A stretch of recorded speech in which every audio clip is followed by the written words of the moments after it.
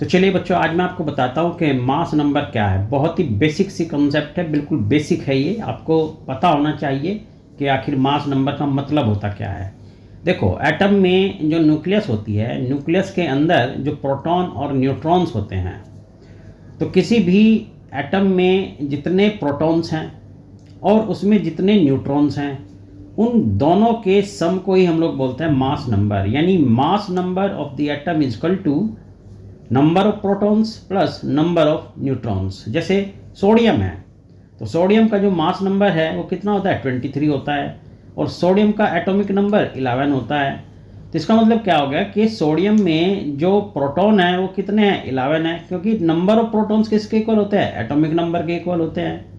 और number of neutrons कैसे निकलेंगे, तो ये जो सोडियम का मास नंबर है 23, अगर इस 23 में से आप प्रोटॉन को माइनस कर दो तो क्या आ जाएगा, 12 न्यूट्रॉन्स आ जाएंगे।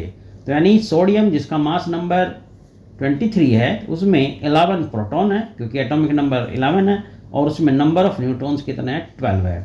तो इस तरीके से आप देख रहे हो कि जो मास नंबर होता है वो प्रोटॉन और न्यूट्रॉन्स के नंबर के सम के इक्वल होता है।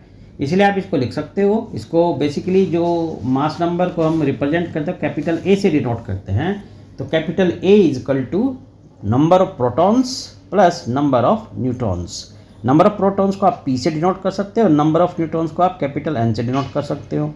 तो इसलिए mass number capital A is equal to number of protons capital P plus number of neutrons capital N. तो आई होप कि आपको समझ में आ गया होगा कि what is the mass number. Clear है ये बात आपको, mass number P plus N.